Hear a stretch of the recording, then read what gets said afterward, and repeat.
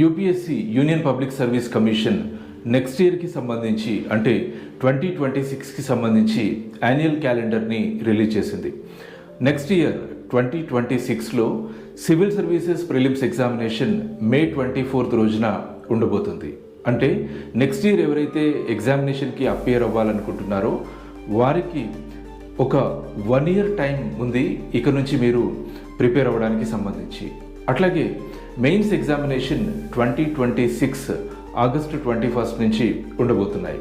అంటే ప్రిలిమ్స్కి మెయిన్స్కి మధ్యన 2026లో 89 డేస్ గ్యాప్ ఉంది, దాదాపుగా 3 months.